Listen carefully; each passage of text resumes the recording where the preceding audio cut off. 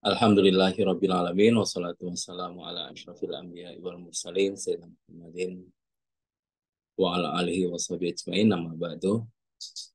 Alhamdulillah segala puja dan puji syukur kehadirat Allah Subhanahu wa taala yang senantiasa memberikan kita nikmat taufik hidayah dan juga kesehatan, dan tak lupa pula kita kirimkan selawat dan taslim tujuan kita Nabi besar Muhammad sallallahu alaihi wasallam. Mohon maaf, saya kira minggu depan jadi saya tidak mempersiapkan apapun. Tapi mudah-mudahan malam ini kita lebih banyak berdiskusi, dan insya Allah kita melanjutkan kajian Masnawi. Sekarang bait 58, kitab Masnawi jilid pertama. Dan mohon doanya, insya Allah kami menerbitkan ulang kitab Masnawi ini. Sedang proses kitab 1 dan kitab 2 juga sedang dalam pengeditan. Jadi untuk kali ini kita menerbitkan sendiri dan tidak lagi melempar ke penerbit ya. Untuk kita bisa melihat respon secara langsung dari para pembaca. Saya bacakan bait 58. Duha ilahi, pemberian terkecilmu adalah kerajaan semesta. Apa yang mesti kukatakan sementara engkau mengetahui rahasia yang tersembunyi di dalam diriku. Duha ilahi yang senantiasa menjadi tempat sandaran hajat-hajat kami. Sekali lagi, kami melangkah di jalan yang salah. Tak ada sesuatu yang mesti kukatakan, tapi bukankah engkau mengatakan, meskipun aku mengetahui apa yang tersembunyi di dalam dirimu, tapi segeralah ungkapkan melalui lidah apa yang tersembunyi di dalam dirimu. Karena permohonan raja dari niatan hati yang paling dalam, lautan rahmat ilahi meliputinya dan doanya pun terkabulkan. Ini yang saya bacakan bait 58 sampai bait 61. Dan yes, ini kita terpotong jauh. Maksudnya kita punya jarak yang lama dengan kisah sebelumnya, bait-bait sebelumnya mungkin kita agak lupa, tetapi ini menjelaskan tentang kisah raja yang jatuh cinta kepada seorang budak yang cantik, kira-kira seperti itu. Dan ringkas cerita, ketika raja suka budak itu, dia membawa ke istana, tetapi ketika di istana dia sakit. Nah, makanya raja membuat sayembara, siapakah yang bisa menyembuhkan dan seterusnya. Nah, tetapi tidak ada yang bisa menyembuhkan. Nah, makanya misalnya pada bait 58, 56, raja bersimpuh di mirah masjid, sejadahnya basah oleh genangan air mata. Saat raja sadar dan kembali kepada dirinya dalam ketenggelaman, mulutnya mulai memuji dan memuja ilahi. Nah, ini pujian-pujian sang raja tadi ketika beliau sedang dalam kepasrahan dan keputusasaan. Jadi dia berserah diri kepada ilahi. Makanya duha ilahi, pemberian terkecilmu adalah kerajaan semesta. Nah, ini kalimat ini kita lihat hanya kalimat seperti ini ya. Jadi seolah-olah kalimat biasa, tetapi ini adalah punya makna yang luar biasa. Jadi pemberian terkecilmu adalah kerajaan semesta. Makanya ada doa, wahai yang memberikan banyak dengan sedikit. Itu ya, saya lupa bahasa Arabnya, wahai yang memberikan banyak dengan sedikit. Kalau dalam Al-Quran itu wama utitu minal ilmi illa qalila. Jadi tidak aku memberikan pengetahuanmu kecuali sedikit, tetapi sedikit itu banyak. Jadi kayak kita berikan air untuk semut ya. Jadi mungkin bagi kita itu hanya segenangan gitu, tapi bagi semut ya itu sudah luar biasa. Makanya sampai ada kisah, kita akan menemukan nanti kisah semut yang merasa dirinya menyeberangi lautan, padahal dia sedang berada di atas kencing keledai. Jadi kencing keledai itu dianggap sebagai lautan, gitu. Jadi pemberian terkecilmu adalah kerajaan semesta. Jadi karena yang memberi adalah hakikat zat yang tak terbatas, tak terhingga, absolut dan seterusnya, yang maha kaya, innallaha ghaniyun 'anil alamin, sungguhnya Allah Subhanahu wa tidak butuh terhadap alam semesta dengan kekayaannya, maka ini wahai yang pemberian terkecilmu adalah kerajaan semesta. Jadi ini kalimat yang berakar dari satu pemahaman, ya, makrifat yang dalam tentang Tuhan. Jadi kalau mungkin kita tidak punya pemahaman dalam, ya kalimat ini tidak akan keluar, ya. Nah, tapi karena Rumi adalah seorang sufi yang punya makrifat yang luar biasa, yang tinggi, maka keluarlah kalimat ini. Duhai ilahi, pemberian terkecilmu adalah kerajaan semesta. Apa yang mesti kukatakan? Sementara engkau mengetahui rahasia tersembunyi dalam diriku. Nah, ini juga banyak yang mungkin bertanya, ya, maksudnya, bukankah Tuhan mengetahui segala apa yang ada di alam semesta ini? Bahkan sebelum segala sesuatu diciptakan, ya Tuhan tahu tentang sesuatu itu. Jadi sebelum Tuhan menciptakan kita, Tuhan sudah tahu tentang kita, keinginan-keinginan kita, apa yang terjadi pada kita sebelum kita diciptakan. Makanya apa yang mesti kukatakan? Sementara engkau mengetahui rahasia tersembunyi di dalam diriku. Jadi wal awal wal akhir wal zahir wal batin wa huwa bikulli syai'in alim. Dalam surah Al-Hadid, dialah awal, yang akhir, yang zahir dan batin, sehingga ditutup wa huwa bikulli syai'in alim. Dia mengetahui segala sesuatu. Nah, kenapa segala sesuatu? Karena dia awal, dia akhir, dia zahir, dan dia batin. Jadi karena dia ada di awal, di akhir, zahir, dan batin, sehingga wa huwa bikulli syai'in alim. Sehingga Tuhan menutup dan dia mengetahui segala sesuatu. Artinya Tuhan tidak mungkin tahu kalau Tuhan tidak hadir di dalam realitas tersebut. Jadi karena Tuhan hadir di pintu awal, pintu akhir, pintu zahir, dan pintu batin, sehingga Tuhan mengetahuinya. Dan apa yang keluar dari semesta ini, ya semuanya berasal dari dalam wujud Tuhan, makanya Tuhan mengetahui segala sesuatu. Sehingga apa yang mesti katakan, kata Maulana, ya, dalam syair ini, atau raja ini, apa yang mesti katakan? Sementara engkau mengetahui rahasia yang tersembunyi di dalam diriku. Duhai ilahi yang senantiasa menjadi tempat sandaran hajat-hajat kami, sekali lagi kami melangkah di jalan yang salah. Kenapa jalan yang salah? Karena raja sebelumnya meyakini bahwa tabib-tabib yang tabib materi tadi, bukan tabib rohani, tabib fisik, itu bisa seolah-olah bisa menyembuhkan. Dia bersandar kepada itu. Makanya Rumi, sekali lagi kami melangkah di jalan yang salah. Tak ada yang sesuatu yang mesti kukatakan, tapi bukankah engkau mengatakan, engkau ini Tuhan, bukankah engkau wahai Tuhan mengatakan, meskipun aku mengetahui apa yang tersembunyi di dalam dirimu, tapi segeralah ungkapkan melalui lidahmu apa yang tersembunyi dalam dirimu. Jadi ini perkataan Tuhan kepada hamba. Jadi ya, Tuhan mengatakan, meskipun aku yakni Tuhan, mengetahui apa yang tersembunyi dalam dirimu, tapi segeralah ungkapkan melalui lidahmu apa yang tersembunyi di dalam dirimu.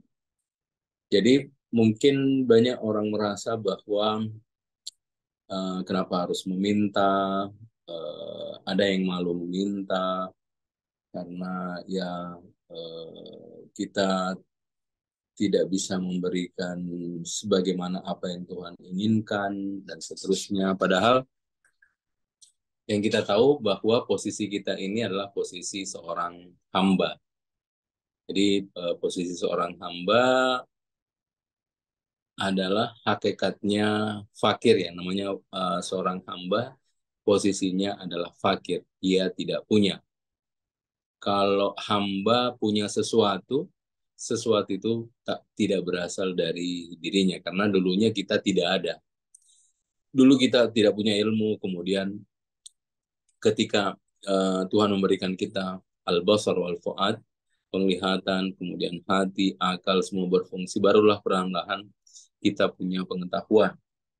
Dulu tidak punya kekuatan, perlahan-lahan sesuai dengan berjalannya waktu, kita punya kekuatan bisa berjalan dan seterusnya. Terus seperti itu. Jadi kita dulu tidak punya apa-apa, kemudian punya sesuatu. Nah, ketika punya, kita anggaplah sesuatu itu adalah bagian dari diri kita. Bahkan kita anggap itu adalah tidak terpisah dari diri kita. Padahal dia hanya sesuatu sementara yang menempel di dalam diri kita. Makanya hakikat diri kita ini adalah ketiadaan, ketidakpunyaan, ketidakpemilikan. Itulah hakikat seorang hamba. Makanya meskipun aku mengetahui apa yang tersembunyi dalam dirimu, kata Tuhan, tapi segeralah ungkapkan melalui lidahmu apa yang tersembunyi dalam dirimu. Yakni dalam kalimat ini Rumi ingin menjelaskan bahwa Tuhan tahu segala apa yang kita inginkan. Nah, cuma adab seorang hamba itu pertama dia harus meminta. Jadi yang tidak meminta itu berarti dia bukan hamba. Makanya adab seorang hamba adalah meminta. Para nabi, meskipun para nabi sudah tahu apa yang ada di ilmu Tuhan, apa yang terjadi padanya awal dan akhir, sudah tahu, tapi para nabi tetap berdoa kepada Allah Subhanahu wa taala. Seperti Rasulullah ini bahkan beliau sebelum turun ke dunia, dia tahu kapan dia harus turun, di rahim mana dia harus hadir, di rahim mana dia akan keluar, dan seterusnya. Rasulullah tahu setiap momen yang beliau jalani. Bahkan sebelum beliau turun ke dunia, masih di alam ruh, beliau mengetahui. Seperti itu, dan ini menunjukkan adab yang tinggi, yang luar biasa kepada Allah Subhanahu wa taala. Jadi Rasulullah senantiasa berdoa, bahkan beliau menjelaskan, meminta kepada Tuhan, Allahumma zidni ilman, ya Allah tambahkanlah pengetahuan padaku, meskipun tidak ada yang tersembunyi di dalam diri Rasulullah terhadap alam semesta ini. Alam semesta ini bagi Rasulullah semuanya tersingkap. Jadi satu-satunya yang tidak tersingkap bagi Rasulullah itu hanya makom zat. Tapi semuanya adalah tersingkap. Tetapi Rasulullah tetap berdoa kepada Allah Subhanahu wa taala. Nah, kita ini yang sangat jauh makomnya dengan Rasulullah, ya kita harus meminta. Jadi dan Allah Subhanahu wa taala suka kalau hambanya meminta. Jadi Allah sangat senang kalau ada hambanya yang meminta pada dirinya. Jadi semakin detail itu Allah Subhanahu wa taala semakin suka. Wa idza sa'alaka ibadi anni fa inni qarib. Jika seorang hamba bertanya padaku, katakan aku dekat. Yas'aluhu man fis samawati wal ardi kullu yaumin huwa fi sya'an, dalam Al-Qur'an. Apa-apa yang di langit dan di bumi senantiasa memohon kepada Allah Subhanahu wa taala. Kemudian kullu yaumin huwa fi sya'an. Setiap saat Tuhan mencipta. Jadi keniscayaan alam semesta ini adalah senantiasa meminta dan memohon kepada Allah Subhanahu wa taala. Nah, kita pun harus menjaga adab seorang hamba itu harus meminta. Jadi sekali lagi jadi ini kata Romi, tapi segeralah ungkapkan melalui lidahmu apa yang tersembunyi di dalam dirimu. Jadi misalnya kita benturkan dengan persoalan qadha, ya, ketentuan.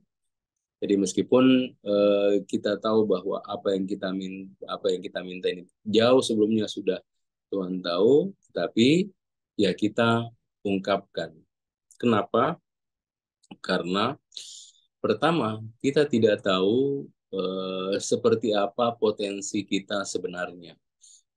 Potensi ini maksudnya keluasan eksistensi saya. Setiap orang kan luas eksistensinya itu berbeda ya.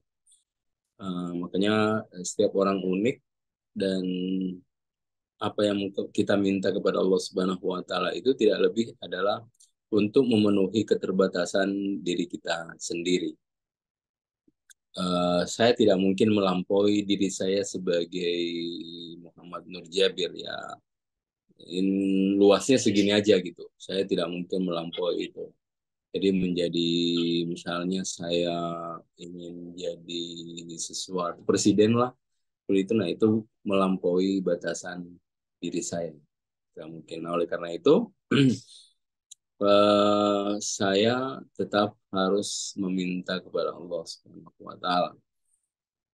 Dan yang menarik dalam hadis juga dijelaskan bahwa kadang ada pemberian yang datang dari Tuhan, dia akan turun kalau kita meminta. Nah, ini menarik. Ya, jadi kadang ada pemberian dari sisi Tuhan, dia akan turun kalau kita meminta. Dan tapi karena kita tidak tahu apa sebenarnya yang di atas itu yang turun, karena kalau turun itu pasti sesuai dengan batasan eksistensi kita.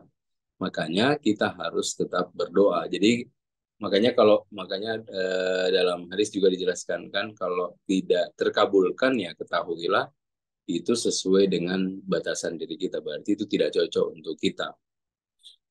Tidak cocok untuk batasan realitas eksistensi kita. Jadi seorang hamba itu mesti beradab. Nah, ada juga aliran yang tidak berdoa itu aliran Mu'tazilah karena dia menyamakan doa itu sebagai usaha. Jadi kalau mau uang ya bekerja, kalau mau mobil ya berusaha bagaimana dapat pekerjaan dan dari situ beli mobil. Jadi sehingga kata orang-orang Mu'tazilah, meskipun tidak semua Mu'tazilah, ada sebagian Mu'tazilah yang meyakini manusia tidak perlu berdoa, yang perlu itu adalah usaha. Jadi dia menyamakan doa sebagai usaha. Nah, tetapi filosofi doa tentu bukan seperti ini. Filosofi doa itu bukan tidak sama dengan usaha. Usaha itu mesti kita lakukan karena itu bagian dari sebab-sebab yang harus kita lakukan sebagai kerja. Nah, doa ini fungsinya adalah bagaimana pekerjaan itu misalnya bisa terjadi dengan baik tanpa ada rintangan. Karena kita tidak tahu unsur apa yang bermain dalam suatu pekerjaan atau perbuatan. Kita hanya tahu sebatas kita hanya tahu sesuatu sebatas apa yang kita ketahui. Tapi ada banyak sekali faktor yang kita tidak ketahui dan bermain di dalam sesuatu. Seperti jadi berdoa itu adalah keniscayaan bagi seorang hamba. Makanya ketika Nabi ditanya, wahai Nabi, bukankah engkau tahu mengetahui awal dan akhir segalanya, tapi mengapa engkau tetap berdoa? Nah, kata para Nabi adalah ini adab. Yang kedua adalah litisoli li amrillah, untuk menyambungkan perintah Allah. Apa maksudnya menyambungkan perintah Allah? Nabi sudah tahu apa yang turun baginya. Jadi misalnya hari ini turun A, baru dia meminta kepada Tuhan, wahai Tuhan berilah aku A, gitu. Makanya liitisoli diambillah untuk menyambungkan perintah Tuhan. Karena turun itu adalah innama amruhu idza arada syai'an yaqula lahu kun fayakun. Dan ya alasan pertama itu adalah untuk menjaga adab kepada Allah Subhanahu wa taala. Jadi seorang hamba itu harus berdoa. Jadi tidak perlu malu-malu, ketahuilah Allah Subhanahu wa taala tidak butuh atas apapun dari kita. Nah, makanya Tuhan senang jika seorang hambanya meminta kepadanya. Nah, kemudian bait 61, karena permohonan raja dari rintihan hati yang paling dalam, rautan rahmat ilahi meliputinya dan doanya pun terkabul. Nah, artinya dari sini ini sejalan dengan paham sufi yang lain bahwa eh, para sufi membagi 3 jenis doa. Ada doa bil lisan, itu kita lisankan, wahai Tuhan berikan aku ini, berikan itu. Sini ada doa dalam bentuk kondisi. Jadi kondisi saya ini itu sudah menjelaskan kalau sebenarnya saya meminta. Seperti mohon maaf ya, ini sebagai contoh saya, seperti para peminta-minta yang di jalan itu kan dia tidak perlu mengatakan beri aku, dia cukup cukup cukup duduk saja, memperlihatkan wajahnya seperti itu sudah meminta. Itu disebut dengan bilhal. Bilhal. Nah, di yang 61 ini karena permohonan raja dari rintihan hati yang paling dalam, nah itu adalah satu jenis doa yang memang secara esensial saya meminta karena raja ini begitu mencintai budak itu, makanya dia sangat ingin bagaimana budak ini sembuh seperti itu. Nah, jadi permohonan seperti ini disebut dengan bilhal. Nah, ada yang ketiga, satu jenis permohonan disebut dengan permohonan eksistensial. Memang wujud saya yang meminta. Mau tidak mau, saya sadar atau tidak sadar, wujud saya yang meminta. Seperti nafas ya. Nafas itu kita tidak pernah berdoa kepada Tuhan, yang Allah berikanlah aku nafas. Ya karena kita ini sudah include sebagai permintaan eksistensial diri kita untuk senantiasa Tuhan memberikan wujud kepada diri kita. Nah, jadi doa yang bagus itu dua. Kalau lisan kan belum tentu ya. Boleh jadi kayak ini, kayak kita senantiasa berdoa itu karena kita suka misalnya bahasa Arabnya kita lakukan Allahumma, itu kan atusi qulubana ba'da idh hadaytana wa hab lana min ladunka dan seterusnya. Mungkin ada orang membaca itu dia tidak tahu artinya. Nah, itu disebut dengan bilisan. Ya lisan saja, tetapi ada doa yang memang yang berasal dari dalam diri, dari hati kita. Nah, doa terbaik itu adalah doa yang memang berakar dari dalam diri. Sehingga kalau berdoa itu memang adabnya bagaimana kita berdoa kepada Allah Subhanahu wa taala itu secara kita menyadari dengan baik itu apa yang keluar dari lisan kita, kita menyadarinya dengan baik. Nah, biasanya kalau memang ada sesuatu yang terjadi dalam diri, biasanya itu mewakili dari bahasa hati kita. Nah, lautan rahmat ilahi meliputinya dan doanya pun terkabulkan karena berasal dari hati. Saya lanjutkan syairnya. Raja tertidur di sela-sela rintihan tangis dan doanya. Ia bermimpi seorang lelaki tua mendatangi. Jadi mungkin tadi dijelaskan bahwa raja ini begitu putus asa dan sangat berharap untuk sembuh sehingga dia berlari ke mihrab, bermunajat, mungkin lelah gitu sehingga dia mengungkapkan hal ini kepada Allah Subhanahu wa taala. Nah, akhirnya dari kelelahan itu dia tertidur. Raja tertidur di serentian tangis dan doanya, ia bermimpi seorang lelaki tua mendatanginya. Nah, kata lelaki tua itu, wahai raja, doamu telah dikabulkan. Jika ada orang asing yang datang padamu esok hari, ketahuilah orang itu dari kami. Dari kami itu maksudnya dia adalah seorang pejalan atau apal gitu yang akan bertemu dengan raja. Ketahuilah orang asing itu adalah seorang tabib yang sangat mahir. percayalah apapun yang dikatakannya, ia orang jujur. Nah, di sini baru mulai muncul tabib ruhani. Yang bait-bait sebelumnya kalau ada tabib itu adalah tabib fisik ya, belum masuk tabib rohani. Nah, ini baru masuk tabib rohani. Waktu yang dijanjikan telah datang, hati telah dipenuhi cahaya. Matahari menampakkan dirinya dari timur, cahaya bintang di langit pun lenyap. Jadi maksudnya esok hari. Raja duduk menanti di balik jendela berharap apa yang terlihat di mimpi menjadi nyata. Di mimpi beliau bertemu dengan seorang orang tua. Orang tua ini memang simbol guru, mursyid. Makanya Rumi menyebutnya dalam bahasa Persia pir. Pir itu orang tua. Pir, P-I-R, pir. Jadi dia orang tua. Karena orang tua itu simbol kematangan, simbol perjalanan.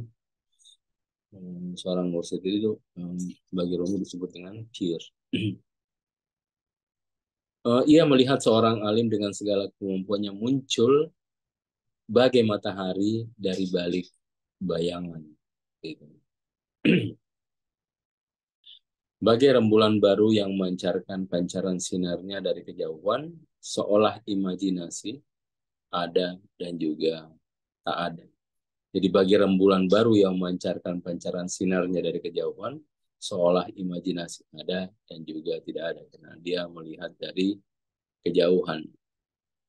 Benar, imajinasi tak menampakkan dirinya di alam ini. Tapi perhatikanlah alam ini, gerak dan irama merupakan tanda kehidupan, semuanya bersandar pada imajinasi. Nah, jadi kalau kita perhatikan cara Rumi menuturkan bait-bait syair ini seperti Al-Kalam ya Jurul Kalam. Maksudnya, karena kebetulan dia menyebut saya bait 68 ya. Ia melihat seorang alim dengan segala kemampuannya muncul bagai matahari dari balik bayangan. Nah, bagi rembulan yang baru yang memancarkan pancaran sinarnya dari kejauhan, seolah imajinasi ada dan tidak ada. Karena muncul kata imajinasi, akhirnya dia bahas pembahasan imajinasi. Seperti itu. Insya Allah kita lanjutkan minggu depan. Terima kasih banyak. Assalamualaikum warahmatullahi wabarakatuh.